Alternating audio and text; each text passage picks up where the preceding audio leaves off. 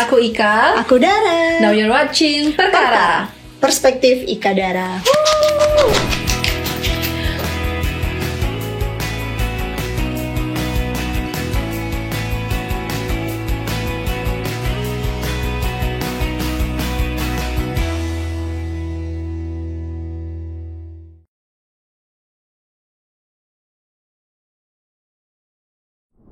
Okay, welcome back peers to our podcast. Jadi di episode sebelumnya kita udah bahas tentang lebih ke selingkuh, alasan kenapa orang selingkuh, dan kayak kronologi kenapa bisa sampai kejadian perselingkuhan itu. Dan sekarang kita bakalan bahas apa tuh Kak? Nah, sekarang kita bahas dampak dari perselingkuhan itu sendiri, traumanya kah, terus bagaimana kedepannya dia dipandang oleh lingkungan sekitar gitu. Di situ sih. Oke. Berat. Jadi kira-kira trauma yang dirasakan oleh orang diselingkuhin tuh seperti apa ya kira-kira? Tapi kalau berbicara dampak, sebelum kita bahas lebih jauh mungkin dari pengalaman aku, kita ke Selena Gomez mungkin ya. Salah satu kasus yang viral dari lama, dan juga mereka viralnya dari lama, tapi kayak selalu diangkat-angkat lagi gak sih? Setiap tahun tuh pasti ada aja pemicu kenapa mereka tuh naik lagi beritanya. Karena kayaknya Justin dan Selena ini sama-sama belum sepenuhnya move on dari masa lalunya. Dan kayak Selena setelah Justin sama Hailey Bieber itu kan sempat kayak menghilang, dan ternyata dia kita baru tahu terkena lupus. Berarti sebenarnya sakit mental itu akan sangat berpengaruh bahkan ke fisik ya. Iya. Dari awal kasus Selena Gomez dan Justin Bieber itu sebenarnya bukan kasus. Kita bahas dari percintaannya dulu. Awalnya mereka itu ketahuan punya hubungan kalau nggak salah 2010 tah, 2010 atau 2011 gitu. Aku juga lupa. Dan dulu itu aku memang ngikutin mereka banget, karena dulu mereka kayaknya teenager dream gitu kan. Kayak semua orang membicarakan mereka gitu. Dan mereka tuh sempat putus nyambung di hubungannya, dan itu putus nyambungnya tuh berkali-kali. Dari yang aku tahu itu bahkan di 2013 mereka pernah putus, terus Justin selingkuh kayaknya di 2013, aku lupa. Dan di 2013 itu si Selena Gomez ini didiagnosa lupus. Hanya saja waktu itu belum terlalu rame karena Selena ini tetap menjalani kegiatannya kayak biasa gitu, kayak masih beraktivitas, masih juga berkarya gitu, sampai akhirnya 2016 itu dia konser Revival Tour namanya. Nah disitulah setelah konser itu dia flare up. Jadi kayak sampai kumat banget gitu. Dan setelah itu dia itu ada di 2016 tuh masih balikan tuh sama Justin, terus putus lagi kalau nggak salah di akhir 2017 dia pacaran sama Abel The Weeknd waktu itu. Nah itu sempat dibuatin lagu itu ya. Call My Name. Jadi sempat stabil tuh perkembangannya. Jadi dia sempat kayak move on move on, dan Abel treat her good gitu. Kayaknya dia bahagia banget sama si Abel ini, sampai akhirnya di 2017 Oktober kalau nggak salah, pokoknya sekitar Oktober November gitu mereka putus. Dan Selena ketahuan jalan sama Justin lagi waktu itu setelah putus itu. Jadi sebenarnya hubungan mereka tuh kan roller coaster, kayak toxic banget. Iya, toxic banget, tapi dan selalu balik lagi. Nah terus putus lagi di 2018, dan 2 months setelah mereka putus Justin sama Hailey gitu. Dan langsung dinikahin ya. Kayak in 2 months you replace us kalau kata Selena Gomez. 2 months you replace us. Terus udah gitu di 2018 itu Selena 2017 itu transplantasi ginjal dan didonor sama Francia Raisa waktu itu. Itu masa dia masih sama Abel. Jadi waktu itu keluar lagu Abel Call My Name itu bahas soal bagaimana perjuangan Abel ke Selena sampai dia pengen, dia bilang di situ I almost cut a piece of myself for your life. Maksudnya demi Selena. Ya, dia bahkan pengen kasih ginjalnya tuh Selena. Tapi ketika Selena sama Justin, nah sebenarnya hubungan toksik itu memang susah banget lepasnya. Iya, kita lihat bikin nagih ya, bikin candu. Lihat dari mereka, Selena tuh putus sama Justin tuh ya kalau nggak Justin selingkuh lah. Pokoknya seringnya Justin tuh memang dulu sangat problematik dan red flag berjalan guys. Dia memang cheater gitu, dan Selena tuh sampai sakit lupus pun karena mentalnya kena gitu. Mungkin Selena ini bukan tipe orang yang speak up, jadi dia mendem terus sampai kena autoimun. Nah biasanya penyakit autoimun itu guys juga karena stres kronis yang berkepanjangan. Tapi waktu Selena balik ke Justin, waktu itu mungkin mereka menganggap bahwa ya kita obatnya gitu, kita berdua itu memang obatnya, tapi ternyata enggak. Dan waktu Justin sama Hailey balikan dan sampai nikah, Selena tuh flare up lagi, down lagi, dan kayak sempet ngilang kan Selena beberapa tahun itu. Kasihan kali. Terus sampai dia mental breakdown itu. Nah di situ tuh yang kayak bikin penyakitnya makin kambuh karena dia makin down, dan sampai harus ya kayak sekarang lah dampak lupus yang dia rasakan itu sampai dia naik berat badannya, banyak lah yang berubah, bahkan suara juga berubah. Itu semata-mata permasalahan percintaan, dampaknya itu sampai sebesar itu. Sangat stres guys. Dan salah satunya juga karena selingkuh tadi gitu. Selena ini diselingkuhin berapa kali, walaupun kita bisa lihat di sini sebenarnya Justin tuh memang maunya Selena waktu itu ya. Sekarang ya semoga mereka bahagia dengan pasangan masing-masing. Tapi waktu itu dia pengen sama Selena, hanya saja waktu itu ibunya Selena main di TV kayaknya yang memang tidak menyetujui hubungan ini karena udah lihat kan pola pacaran mereka. Udah sangat toksik. Iya toksik banget, sampai sampai bisa menyakiti fisik. Itu kalian harus tahu dampak perselingkuhan itu sebesar itu. Sampai bisa ke sakit yang real karena stres itu. Nah tapi kalau misalnya bicara soal kita tuh kan masalah toxic relationship sedikit ya, memang rasanya tuh kayak lagi meluk duri gitu.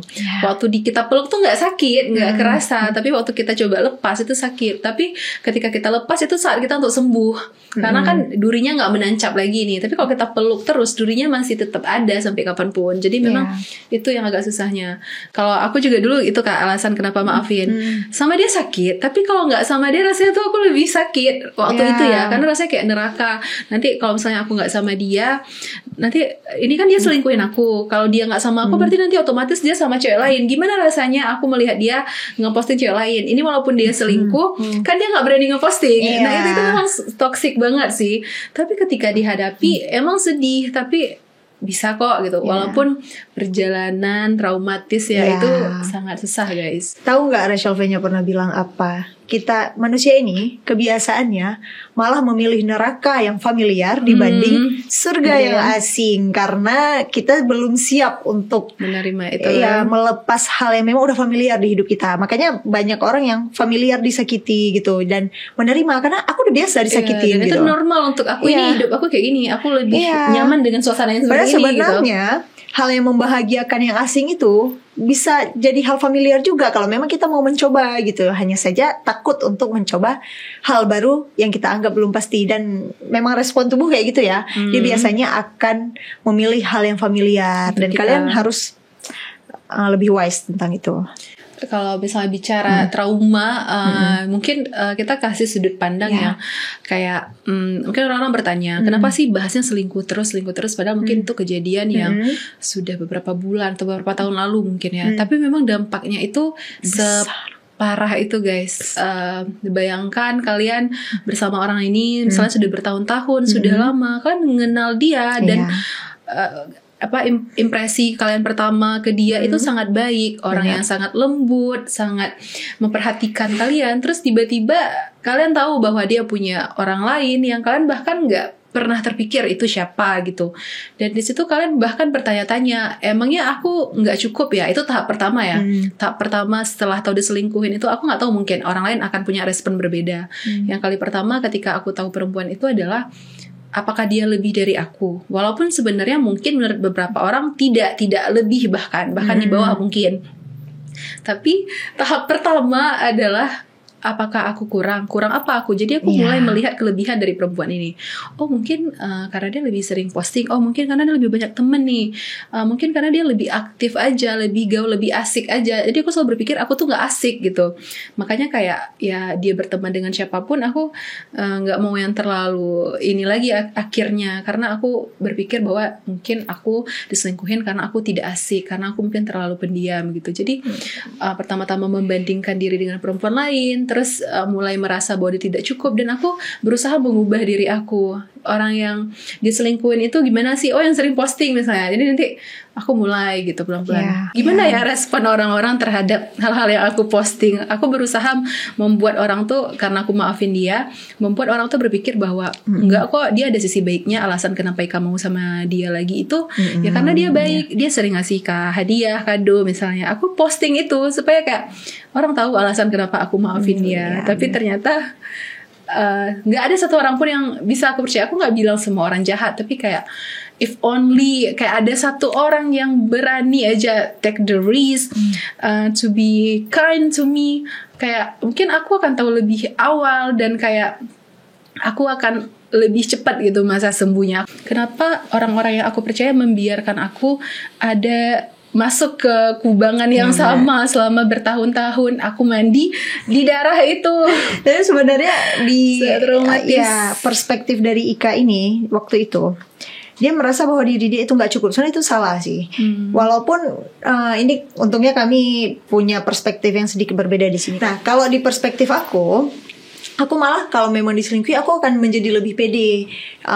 Kenapa? Karena aku jadi tahu, oh pasangan aku ini ternyata tidak deserve aku gitu. Atau oh pasanganku ini kelasnya cuma segitu, kelasnya cuman main perempuan gitu. Dan aku malah jadi pede untuk makin upgrade diri. Sebenarnya Ika juga kayak gitu. Pada akhirnya dia sadar, tapi di awal-awal itu dia menyalahkan diri terus. Nah kalau aku gak akan salahin diri aku. Mau aku dikatain, oh mungkin kamu kurang ini, kurang itu.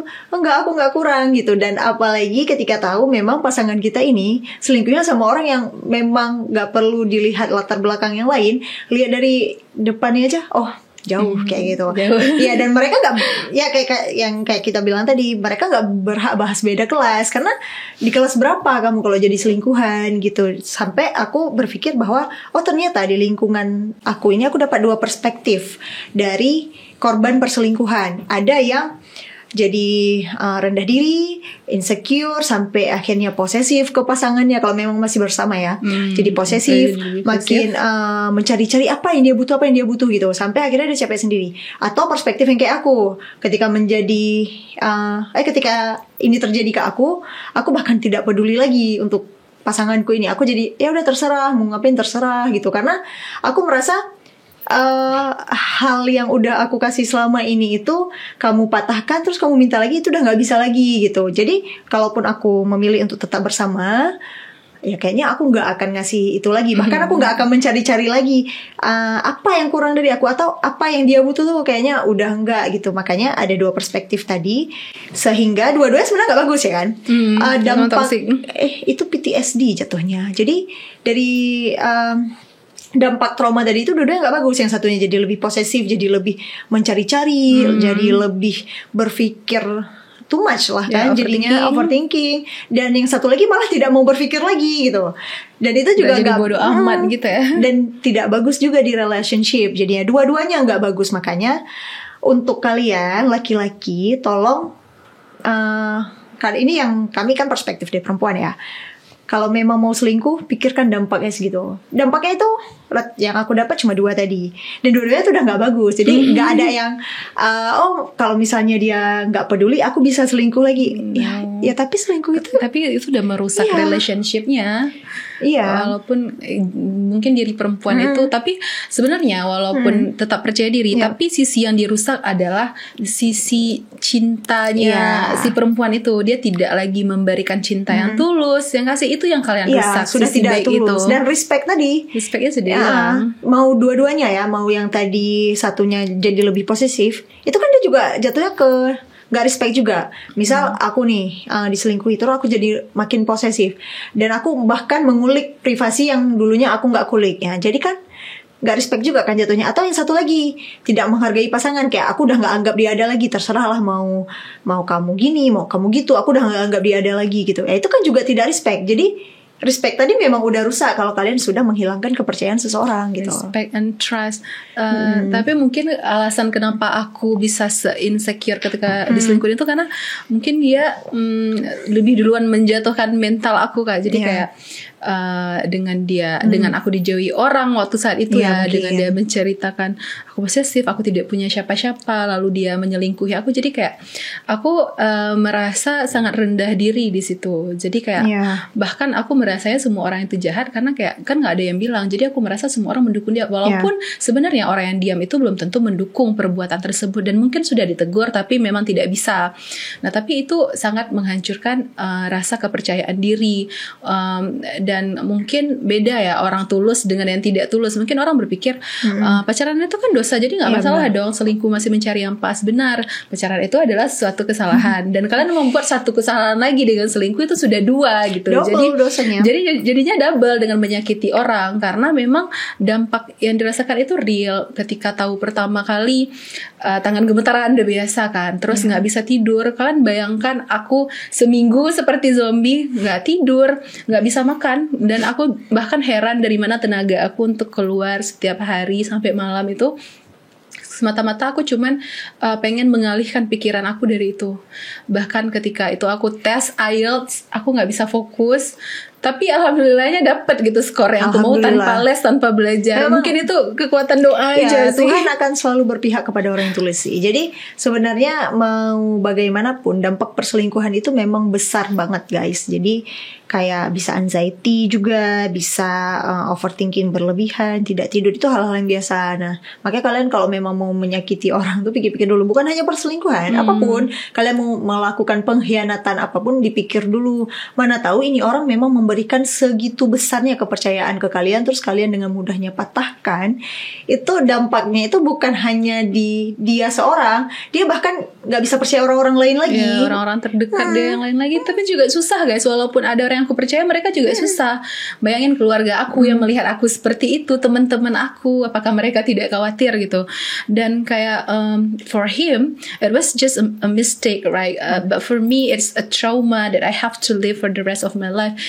Dan yang paling parahnya bukan rasa kepercayaan aku terhadap orang-orang di sekitar aku aja, ataupun mungkin terhadap pasangan baru aku nanti gitu. Mungkin aku akan lebih berhati-hati, tapi lebih ke rasa percaya terhadap diri aku sendiri, bahwa sebenarnya aku tuh pantas loh dicintai.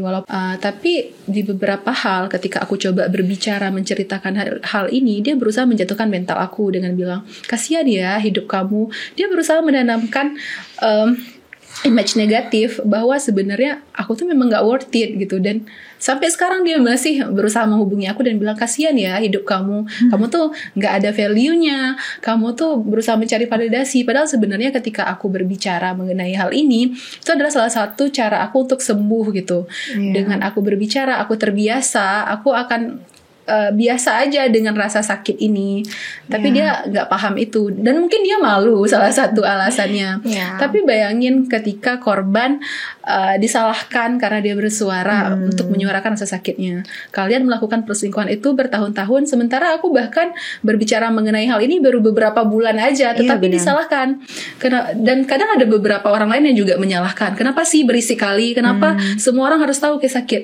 Tapi kalian lebih menormalisasi orang yang salah itu selama bertahun-tahun daripada kalian mendukung korban gitu. Sebenarnya daripada dipendam, bagusnya gitu. Karena kalau dipendam jatuhnya autoimun kayak tadi guys. Maksudnya dampak si Dylan tuh keren kan. Kayak Dylan. Oh kalian harus lihat live-nya Dylan, itu keren. Jadi dia juga mungkin self respect dia tuh besar. Jadi dia lebih pede gitu untuk melakukan itu gitu. Dan being a woman it's not easy guys. Remember kamu bagaimana selama ini memperlakukan cowok itu. Dan ya imagine aja lah, rejecting more 20 men mungkin yang deketin kalian cuma untuk memilih orang yang satu ini gitu. Dan ketika kalian tahu dia mengkhianati kalian, bukannya membandingkan sama yang cowok-cowok lain yang mungkin deketin kalian, tapi lebih ke kayak why di saat aku memilih kamu di antara semuanya, kamu melakukan itu untuk aku. That's not fair gitu. Jadi kalau misalnya if you not like me, don't lie, don't cheat, just be honest and live gitu. Yes. Jadi kayak itu sebenarnya simple, but why do you choose to keep the knife, kayak pelan-pelan membunuh pelan-pelan. Nah, itu yang jahat. Dan mungkin dua orang yang selingkuh ini tidak akan merasa salah karena mungkin adalah validasi dari diri mereka, atau mungkin mereka memang sesayang itu sama selingkuhannya kalau untuk sekarang ya. Tapi tetap aja caranya salah. Dan apa ya, yang paling mengecewakan itu adalah respon dia ketika aku tahu semuanya. Gak ada explanation, gak ada perasaan bersalah. Ya udah, cuman dia bilang, oh udah tahu kan, and then he leave, kayak nothing. Sebenarnya gini, kalau misalnya kalian lihat ya, ada cewek yang tiba-tiba rajin posting, rajin ngumpul-ngumpul sama teman-teman, itu mungkin dia udah biarin aja, mungkin dia mau open recruitment atau cowok mana yang nyakitin dia. Ya, pertanyakan cowok mana nih yang nyakitin dia, kenapa dia tiba-tiba langsung berubah gitu.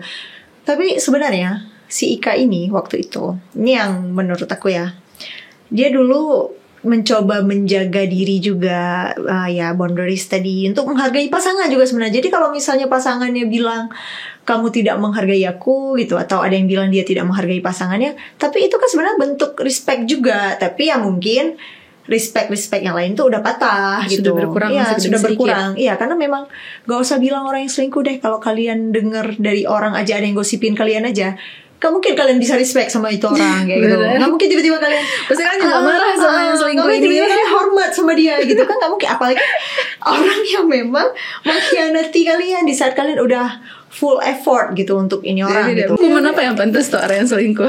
Sebenarnya orang gini ya, apalagi kalau misalnya dia sudah narsistik gitu, soal dia merasa bahwa dia tuh bisa dekat-dekatin sama siapa-siapa pun gitu. Gak ada hukumannya sih, lebih ke kayak ya udah cut off, leave gitu. Memang mereka tuh juga gak akan sadar dengan salahnya. Bahkan ketika mereka berselingkuh, mereka mencari alasan yang salah di pasangannya gitu. Padahal si pasangannya ini juga sudah sangat toleransi dengan dia, dengan semua kurangnya dia gitu. Karena kalau kalian bilang laki-laki itu butuh rumah, kami butuh keamanan gitu. Dan sama-sama rumah kan jatuhnya. Kalau kalian butuh rumah, kami gak butuh rumah. Ya kami juga butuh rumah yang aman. Kalian juga harusnya memberikan tempat yang aman untuk kami, biar kami bisa jadi rumah yang nyaman untuk kalian. Sampai aku mikir kayak, kan cowok-cowok selingkuh ini rata-rata haus validasi ya. Ya karena mereka sebenarnya tuh memang insecure. Mereka merasa diri mereka aja gak aman, apalagi mau ngasih kita kenyamanan. Dan mereka merasa bahwa mereka butuh someone yang bisa memvalidasi mereka agar mereka merasa berharga gitu ya. Oh, aku masih in kok. Dan makanya kalau ini aku setuju sih sama statement orang kalau kenapa selingkuhan itu selalu downgrade. Ya karena mereka akan mencari orang yang lebih rendah dari pasangannya untuk memvalidasi mereka. Karena mereka tahu pasangannya ini nggak bisa nih validasi aku harus cari orang yang di bawah dia, yang egonya lebih rendah, dan yang nggak bisa nginjak-nginjak dia gitu. Sebenarnya kan kita juga nggak akan nginjak-nginjak sih kalau misalnya sebab gitu biasanya ya. Tapi nanti kita nggak tahu perspektif dari perempuan yang suka selingkuh itu apa, ya kita nggak tahu. Tapi untuk aku pribadi, kenapa cowok mencari pasangan yang lain yang lebih downgrade daripada pasangan aslinya, ya karena memang mereka butuh divalidasi terus, dan mereka lebih pede untuk mengontrol yang ini. Padahal harusnya kalau memang kalian udah punya pasangan yang oke, kalian imbangi dengan cara si wanita ini lebih oke nih kerjaannya, kalian lebih semangat dong, jadi motivasi. Aku baca di TikTok ada kasus kayak si cewek ini dapat kerjaan yang gajinya itu 2 kali lipat dari si pasangannya, si cowoknya. Terus cowoknya bilang nggak boleh ambil karena itu tidak respect. Why kayak gitu? Ya kecuali kamu bisa provide yang sama, ya nggak apa-apa. Ya nggak apa-apa. Tapi balik lagi, di mananya nggak respect itu gitu? Di mananya? Apakah uang bisa membeli rasa harga diri laki-laki? Nah jangan bilang harga diri perempuan cuma bisa dibeli kalau gitu kan. Jadi aku merasa cowok-cowok insecure ini rata-rata tuh selingkuh ya karena dia mencari validasi dari orang yang memang bisa memvalidasi dia dan bisa dia kontrol, jadi harus di bawah kaki dia gitu. Sorry kali untuk ini. Sorry kali. Nah tapi bicara soal yang masalah downgrade bisa jadi mungkin di beberapa aspek, misalnya kayak selingkuhan suaminya Iris Wulur gitu, gitu kan, CEO juga lebih kaya juga, walaupun secara face mungkin agak kurang. Nah tapi sebenarnya menurut aku bukan dari sisi itunya sih, tapi lebih ke sisi kalaupun misalnya nggak downgrade dari misalnya sisi look, sisi kekayaan dan lain-lain, pasti dari sisi sifatnya, dari sisi behavior dia, dengan dia mau jadi selingkuhan aja itu dia harusnya sudah di bawah gitu, dan berarti dia memiliki sifat yang ataupun sikap yang kurang baik sebenarnya. Bayangin aja yang jadi selingkuhan itu, sorry to say, fisiknya udah di bawah pasangannya, terus sifatnya di bawah pasangannya, dengan mungkin perilaku dan branding dirinya aja tuh udah kalah jauh. Itu gimana coba? Kalau kalian heran sama hal-hal yang kayak gitu, harusnya kalian nggak usah heran lagi sih. Ya cowok itu paling cuman butuh validasi aja dari perempuan itu. Dia nggak akan milih perempuan itu kok. Pasti dia milih pasangannya kalau nggak ketahuan. Kalau tidak ketahuan, karena ketahuan makanya bisa jadi kan. Iya, bisa jadi, atau bingung dia nih kayak, aduh, dengan si selingkuhannya udah bocorin ke pasangannya lagi, gimana dan nih? Pasangannya juga udah pasti tidak mau menerima dia lagi, udah buang dia, jadi otomatis ya udah lah sama selingkuhannya gitu. Tapi kalau misalnya kalian tahu ada yang selingkuh dengan orang yang latar belakangnya jauh banget dari pasangannya, gak usah heran, gak usah seperti itulah selingkuhan. Bukan berarti itu tipe dia. But you can make me jealous over a seat I had first. Karena kalau seat itu masih worth it, aku akan keep it. Dan tapi kalau aku udah bangun, aku udah rasain semuanya duluan, I know how it feels to be loved by him. So you can make me jealous, and I don't want him. Tapi aku masih berbicara because hurting someone and just expect them to let go is emotional abuse. So I have the right to speak up. Karena kalian juga pernah menginjak aku sebawah itu. Dan guys, your reputation itu menggambarkan reputasi pasangan kamu juga, ataupun sebaliknya. Jadi saling menjaga marwah itu memang kunci dari hubungan juga gitu. Jadi kalau memang kalian menimbulkan reputasi yang buruk, ya pasangan kalian juga otomatis akan dipandang buruk.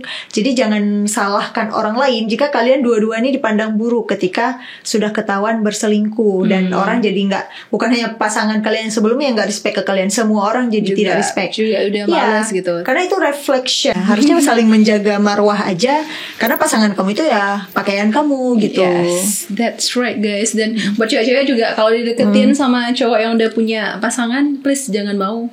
Karena belum tentu dia akan setia sama kalian. Dan tapi kalau bicara tentang karma atau balasan, ya aku percaya balasan tuh ada. Mungkin berdua ini masih sama-sama karena mereka ada ego tersendiri yang nggak mau nunjukin kalau mereka tuh lulus sebenarnya. Dari awal sebenarnya mereka udah kalah, tapi mereka nggak mau nunjukin. Mereka masih mau validate dan nge-proof ke aku misalnya bahwa nggak kok, kami nggak salah gitu. But jangan mau dan percaya bahwa balasan perbuatan itu ada. And please be wise. Kalau nggak suka, tinggalin. Jangan selingkuh. Iya, dan laki-laki itu juga harus punya prinsip. Kalian harus pilih laki-laki yang memang sudah kelihatan berprinsip. Gimana ceritanya hubungan kalian itu bisa berjalan sama pemimpin yang tidak berprinsip.